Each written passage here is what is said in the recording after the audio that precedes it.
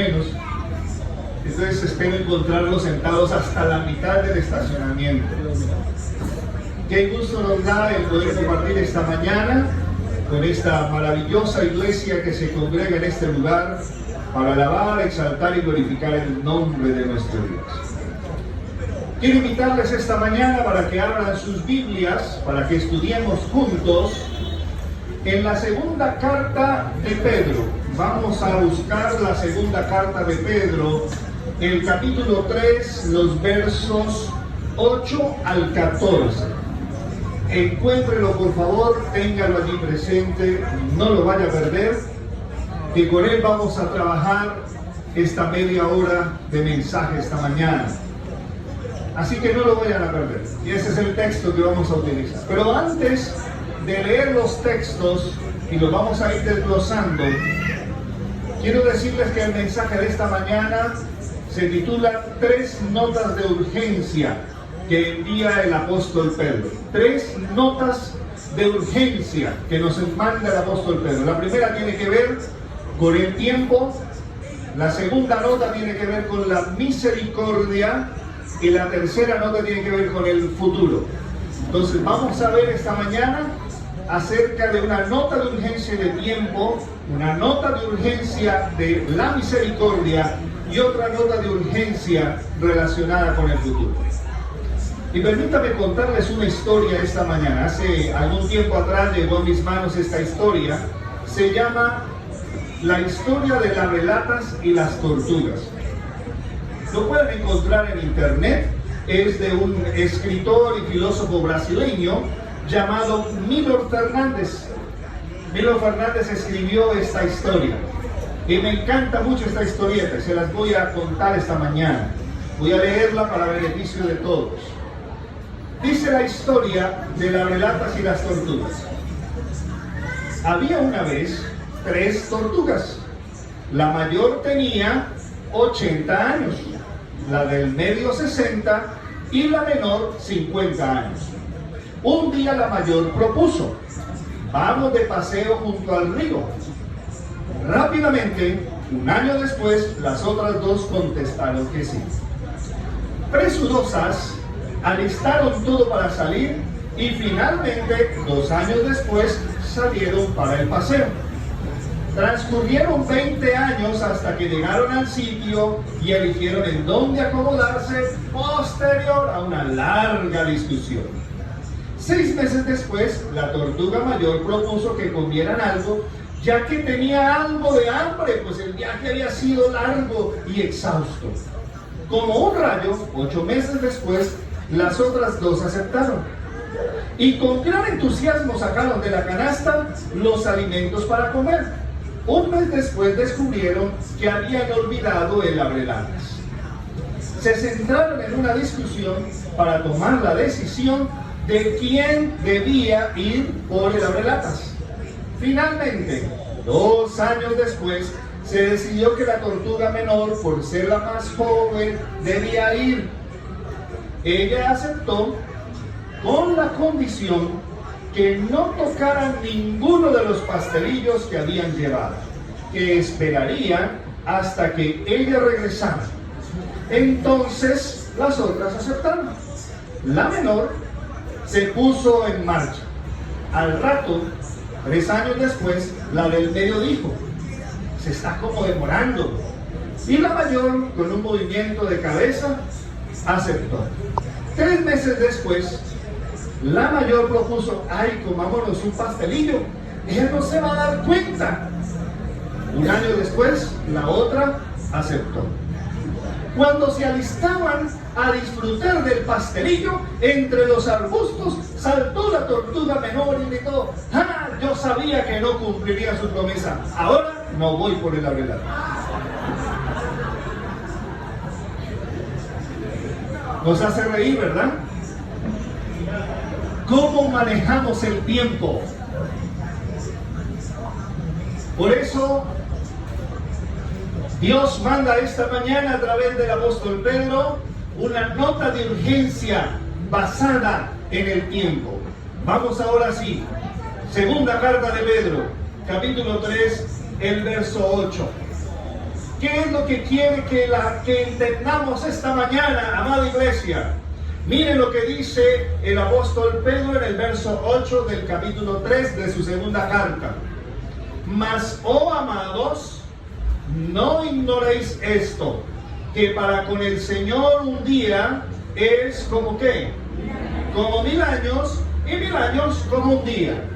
Ojo, el concepto de lo que está hablando el apóstol Pedro no tiene que ver con tiempos proféticos. Algunos han querido inventar de que entonces hacen cuentas que un día como 1000 y 1000 como 1, y entonces comienzan a inventar teorías sobre cuándo vendrá el Señor basado en esto. No, eso no es lo que quiere el apóstol Pedro decir. El apóstol Pedro no estaba sentando ninguna base profética. El apóstol Pablo está escribiendo una carta de urgencia para la iglesia y les está diciendo: cuidado con el tiempo, porque el tiempo para Dios es muy distinto para nosotros. Eso es lo que quiere enfatizar el apóstol Pedro. No que literalmente un día nuestro son 1000 del Señor. No. Lo que quiere decir es que la medida del tiempo de Dios es muy distinta a la nuestra. Aún más, no podríamos ni siquiera hablar de la medida del tiempo en Dios, porque Dios es eterno. Y cuando usted es eterno, ¿para qué va a medir el tiempo? En cambio nosotros no. Nosotros sí tenemos que medir el tiempo. Tanto así que por eso nosotros utilizamos un reloj. Y estamos pendientes de la hora. Y sabemos que tenemos 24 horas al día. ¿Quién tiene 25 horas al día? ¿Quién tiene 23? ¿Verdad que ninguno? Todos disfrutamos exactamente de la misma medida de tiempo. Y por eso es la nota de urgencia. Todos tenemos la misma cantidad de tiempo. ¿Qué hace la diferencia? El uso que haces de ese tiempo. ¿Cómo estás aprovechando el tiempo? Hoy tenemos la sensación que el tiempo va más rápido, pero la realidad es que el tiempo sigue siendo lo mismo. Es la misma medida de tiempo. Las horas no se han acortado. Las horas siguen siendo de 24 horas. Y siguen existiendo los mismos 60 segundos. Eso no ha cambiado. ¿Qué cambia en el tiempo? Nuestra percepción. Nosotros somos los que sentimos si el tiempo se hace eterno o si el tiempo se hace cortito. Es nuestra percepción. Pero la importancia es a qué ritmo estás conduciendo tu vida cristiana. Como la historia de las tortugas. ¿A qué ritmo llevas tu vida cristiana? ¿Tan lento que el tiempo pasa y no te das cuenta? Y algo que lo he aprendido por experiencia propia. En la vida cristiana, si tú no la intervienes para generar un cambio, la vida cristiana se te vuelve una rutina en la línea del tiempo. Y por eso te das cuenta que pasan los años y sigues haciendo exactamente lo mismo. ¿Y cuántos han detenido para reflexionar y decir: óyeme, yo llevo tantos años en el Evangelio y sigo igual? No ha pasado nada. No ha sucedido nada. Porque probablemente estamos llevando la misma medida de tiempo que las tortugas. Reaccionamos de manera tardía. Primer punto que el apóstol Pedro quiere esta mañana destacar es: cuidado con lo que estás haciendo ahora con el tiempo. Hoy es tan fácil lapidar el tiempo. Hoy es fácil desperdiciar el tiempo.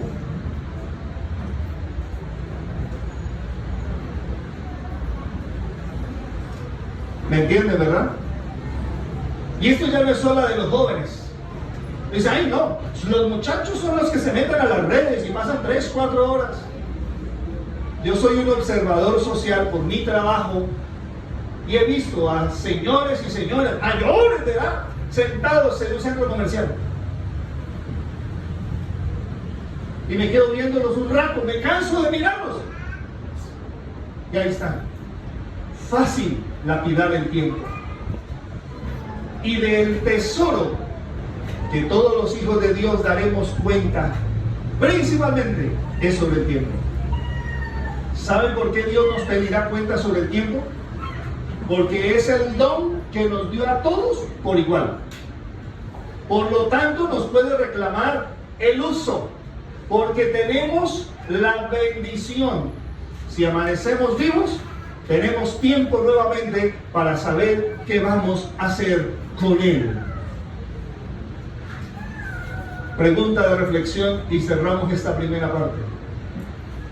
¿En qué estás empleando tu tiempo hoy? ¿Lo inviertes tanto en tu día a día, trabajando, laborando, intentando generar recursos, que no te queda tiempo para más nada? Terminas exhausto, cansado. Estás invirtiendo tanto en tus estudios que no te queda tiempo para más nada. Cansado, exhausto. Nada más se estresan tanto porque la casa permanezca limpia que no queda tiempo para más nada. Exhaustas, cansadas por mantener una casa. O estás invirtiendo tanto tiempo en el entretenimiento, la recreación, el esparcimiento o la diversión que no te das cuenta que no le colocas un límite. Y si de algo el Señor espera de nosotros, y especialmente de sus hijos, es qué estamos haciendo por el tiempo. La segunda nota que nos manda el apóstol Pedro esta mañana está en el verso 9 y en el verso 10. Lean por favor conmigo.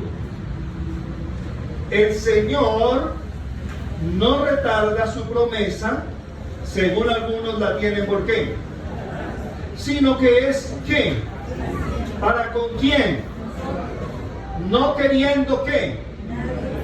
Ninguno parezca, sino que todos ¿qué? Procedan al arrepentimiento. Pero ojo, verso 10, pero el día del Señor vendrá como ladrón en la noche, en el cual los cielos pasarán con gran estruendo, y los elementos ardiendo serán deshechos, y la tierra y las obras que en ella hay serán quemadas. Ahora viene la nota de la urgencia de la misericordia. ¿Por qué el Señor no ha venido? ¿Se le olvidó?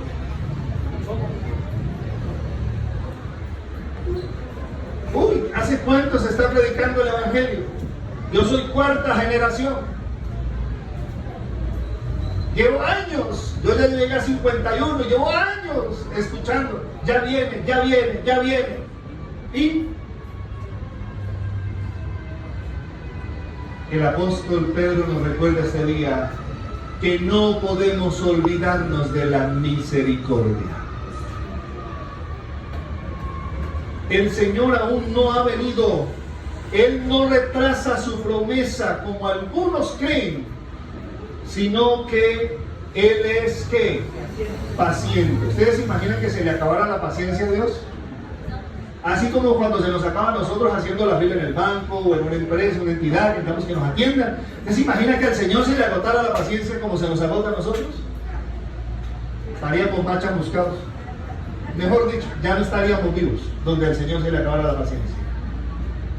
¿Cuál es la razón de que Dios tenga todavía paciencia?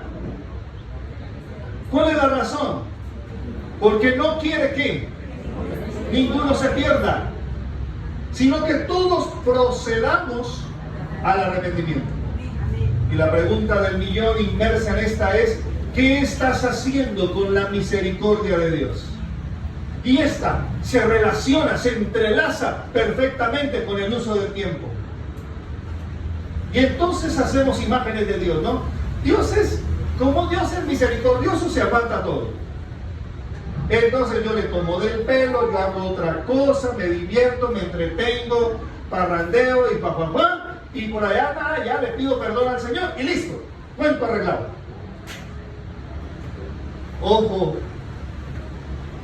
que el hecho de que tenga misericordia no significa que vaya a prolongar eternamente esa condición. Por eso se relaciona mucho con el tiempo. Si supiésemos del valor del tiempo, seríamos mucho más exquisitos, sin necesidad de ser tampoco rígidos, pero seríamos mucho más selectivos en escoger nuestras actividades para hacer. Escogeríamos mucho mejor cómo empleo mi tiempo, porque esto se relaciona también con la misericordia. Estar consciente de la misericordia de Dios es para vivir en conexión de salvación con Él. Porque por la salvación debo luchar ¿cada cuánto? ¿Cada cuánto? Casi me convencen, no los escuché. ¿Cada cuánto? Todos los días. Todos los días. Porque las acechanzas del enemigo contra mi vida son de todos los días. El enemigo no descansa. Él no tiene ni fin de semana, ni Semana Santa, ni feriados, ni puente festivo. No tiene nada de eso. Él trabaja a sol y sombra para derrocar a Cristo en tu corazón, para que no le des a Él su lugar. Entonces, ¿cuánto debiésemos velar por nuestra salvación? Todos los días. Eso hace parte de la renovación de la misericordia de Dios en nuestra vida. Todos los días. Pero no podemos abusar del concepto de la misericordia, porque el verso 10 dice claramente: pero el día del Señor vendrá. Y vendrá cuando menos lo esperemos. Algunos dirán: no, es que hace falta que se cumplan, que las profecías, que no sé qué. Pues permítame bajarlo de ese uso. Y lo voy a desilusionar esta mañana. ¿Sabe por qué? Porque bíblicamente las profecías de tiempo ya terminaron. La más larga de todas, descrita por el profeta Daniel, en Daniel 8:14, apuntó su final hasta 1844. ¿Hace cuánto pasó 1844? 177 años.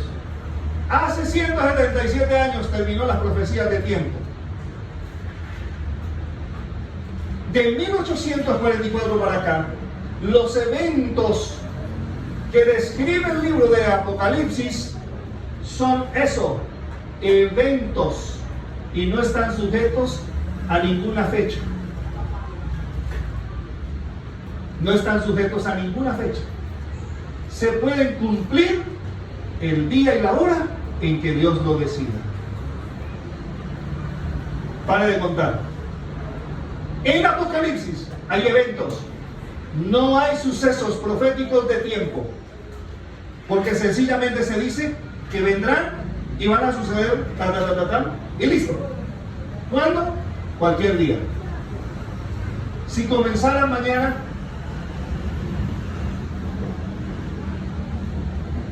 si esos sucesos descritos para el fin de la historia comenzaran mañana, comenzaran hoy, ¿cómo estás con Cristo Jesús? El gran problema, mis queridos, todos nosotros, yo soy el primero, nos hemos acomodado a las rutinas del mundo. Y de una u otra manera, a este mundo le seguimos teniendo cariño y afecto. Y nos seguimos entreteniendo en las cosas de este mundo. Y nos dejamos enredar por los afanes del día a día de este mundo. Cuando debiésemos, como hijos de Dios, estar conscientes que el día del Señor vendrá. Y que en mi mente, en mi corazón, debiese de existir solo una preocupación: ¿cómo estoy yo con mi Señor? Cada día. Y recordando algo más poderoso todavía, que no solo es cómo estoy yo, sino es qué estoy haciendo por Él. Porque la salvación, aunque es individual, pero el Señor no viene por personas, el Señor viene por un pueblo. Viene por su iglesia. Y su iglesia no es una sola persona. Así que parte del trabajo mío es velar que los demás también estén en sintonía, en misericordia con Dios. Esa parte de mi responsabilidad cristiana. Como iglesia adventista, parte de los conceptos de antaño que nos enseñaron, no malintencionadamente, sino que era el pensamiento del momento, pero lastimosamente se extendió a través de los años, es la salvación es individual, así que mire cada quien cómo le hace. Y es un grave error. Porque sí es cierto que es individual, pero al cielo nadie va a llegar solo. Nadie va a llegar individualmente. Llegaremos como una familia, como una colectividad. ¿Ven la diferencia? Ah, claro. La salvación es individual porque el Señor evalúa el carácter que llevarás al cielo de forma individual. Pero cuando venga a recogernos, nos llevará. Pero en mi carácter va a evaluar. ¿Oíste vos, Jorge? ¿Qué hiciste por tu vecino? Nada, porque la salvación es individual y es problema de él si él no quiere creer. No es mío. ¿Y saben eso que representa? Un acto de total egoísmo. Porque estoy pensando solo en mí. Y Cristo es la máxima demostración que la salvación no está basada en egoísmo, sino en una entrega total. Por eso es tan importante entender la nota de urgencia de la misericordia que el Señor nos envía esta mañana. Y vamos a la tercera nota. La tercera nota dice, a partir del verso 11 hasta el 14, puesto que todas estas cosas han de ser deshechas, ¿cómo? Hay una exclamación del apóstol Pedro. ¿Cómo no debéis vosotros andar en qué? Santa y piadosa manera de vivir. Verso 12. Esperando y apresurándoos para la venida del día de Dios, en el cual los cielos encendiéndose serán deshechos y los elementos siendo quemados se fundirán. Pero nosotros, aquí está la nota de futuro, pero nosotros, ¿qué esperamos? De acuerdo al verso 13. Según su promesa, cielos ¿qué? Nuevos, tierra nueva, en los cuales mora la justicia. Y detengámonos aquí. ¿Qué espera ahora? ¿Cuál es la exclamación que hace el apóstol Pedro? La exclamación es un ruego, diciéndole a la iglesia, si esto ha de suceder, ¿cómo no debemos a estas alturas del partido vivir como? De manera santa y piadosa. ¿Qué es vivir de una manera santa y piadosa? Ah, que no cometamos ningún pecado. No. Ese no es el concepto de santidad bíblica. Porque a veces tenemos la pésima concepción que santo es el que nunca pecó. Y el único sin pecado es Cristo, entonces sería el único santo. Y la Biblia nos llama a todos santos, aún reconociendo, como lo decía la doctora en el repaso de la lección, a Abraham, que mintió, pero era el padre de la fe. Y son esas tremendas contradicciones, ¿no? Miente, pero es el padre de la fe. Y no miente una vez. Al menos la Biblia nos cuenta dos. Y si fueron dos es porque eso eran, vean, regueros de ahí para abajo. Pero aún así, Dios como consideraba a Abraham, mi amigo. ¿Entienden que santidad no tiene que ver con impecabilidad? Santidad tiene que ver con una decisión que tú tomas en tu libre albedrío, que es vivir conforme al plan de Dios. Abraham decidió vivir conforme al plan de Dios, aunque fuera imperfecto. Amada iglesia, entiende que eso es santidad. Santidad es cuando decides vivir conforme a la voluntad de Dios, a pesar de los errores que tengas. Porque no es tu problema quitar el error. Esa es la tarea de Cristo en tu vida. Y para eso es que entras en santidad. para que Él haga su obra de transformación en ti.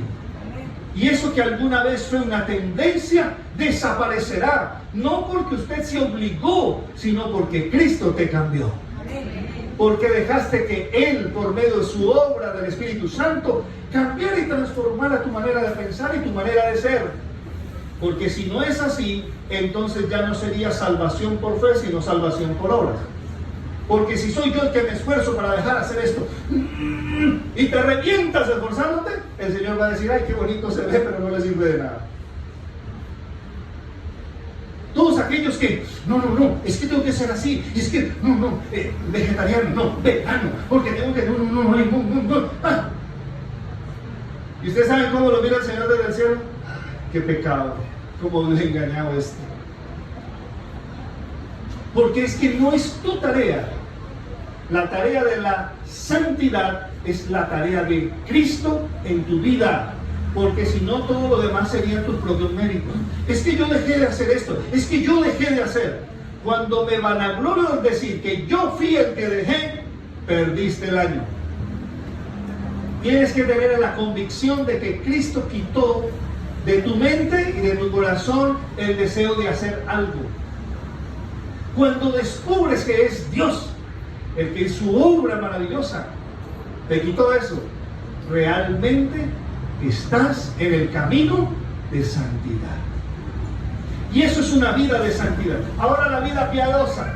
¿Qué es una vida piadosa? Piedad, el mal concepto de piedad es que nos dedicamos día y noche a orar, con las manitas bien juntitas. Vida piadosa. Solo lee la Biblia y ora. Vida piadosa. Error. La palabra piedad se traduce en su griego original como amor al prójimo. Eso significa piedad. Cuando hablan de una persona piadosa, es una persona que ama. Esa es una vida piadosa. Piedad tiene que ver con el concepto de amar. ¿Qué tan dispuesto estás a amar? Cuando hablamos del amor de Dios, en muchos contextos dicen, un mensaje tan liviano, yo quisiera más bien que me explicaran Ezequiel 47. ¿Creemos que el amor de Dios es un tema liviano? Si es lo más duro.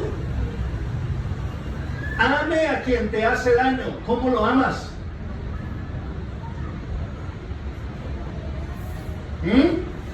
¿Creen que eso es muy sencillo? Vida piadosa tiene que ser que amas a tu prójimo independientemente, quien sea. Yo amo a mi prójima con la que me casé. Pues. Y a veces creemos que ese es mi único prójimo, ¿no? Y mi hijo, mi hija, ya. Y amo al que me cae bien, al que me hace favores y al que yo le correspondo con favores y con cariños y la familia. Nos amamos. Pero es que ese no es el concepto de piedad. El concepto de piedad para la iglesia es disposición del corazón para abrazar a todo aquel que lo necesita. Abrazar al pordiosero, al vagabundo, al drogadicto, a la prostituta, al necesitado, al desamparado, al que no tiene nada, pero también al que lo tiene todo. Porque mucha gente tiene bienes materiales, pero no tiene nada en su vida. Amar a tus enemigos. El consejo del Señor, ¿cuál fue? Si te dan en una bofetada, ponle la otra. Amar. Apreciados, la iglesia que camina de manera militante a la espera de Cristo Jesús es una iglesia que se caracterizará por amor. Por amor. No es la iglesia que más doctrina sepa. No es la iglesia que mejor pueda enseñar la Biblia. No. Es la iglesia que mejor pueda amar.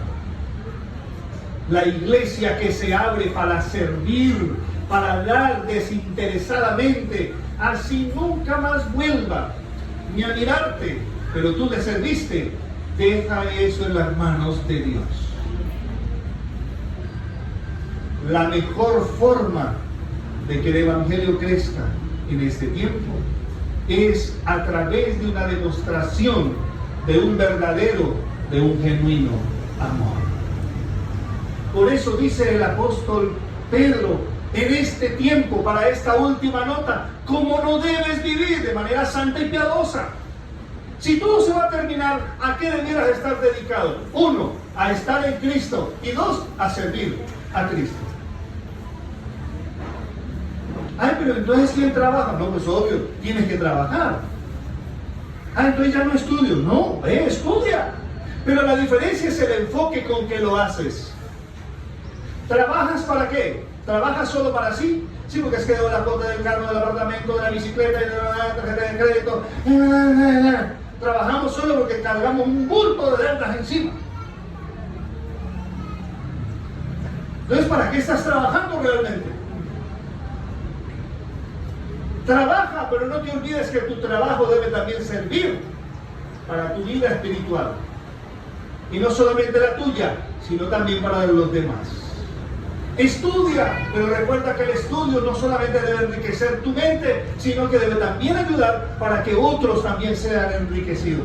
Esa es la verdadera función. Todo lo que haga, todo lo que filtre en mi vida, sea para la gloria de Dios. El éxito de nuestros empleos serán más grandes cuando se los dediquemos a la gloria de Dios. Mi trabajo, mi estudio, mi negocio, mi emprendimiento, mi familia será verdaderamente grandiosa cuando esté consagrada a la gloria de Dios. Y terminamos esta mañana. Verso 14. Por lo cual, oh amados, estando en espera de estas cosas, dice el apóstol Pedro con esta nota de futuro, procurad con mucha pereza. Ah, ¿no? Pero a ver, que de pronto me cambiaron la Biblia. ¿Qué es lo que dice ahí? ¿Procurar con qué? Con diligencia. ¿Qué es ser diligente? Dormir hasta las 9, desayunar a las 11, hacerle la siesta al desayuno y arrancar a las 2 de la tarde. ¿Qué es diligencia? Hoy sí, mañana no, después sí, quizás no, probablemente, tal vez. Si no llueve voy, si hace mucho sol no, porque me quemo. ¿Qué es diligencia? ¿Tiene que ver con qué? Con constancia. ¿Con qué más? Disposición. ¿Qué más? Entrega, compromiso, disciplina, perseverancia, total, constantemente. El apóstol dice que debemos ser muy diligentes en ser hallados como por Él, sin mancha, irreprensibles y en paz. Pero recuerda que el ser hallados por Él, sin mancha, no es por nosotros, es porque Él lo ha hecho en nosotros.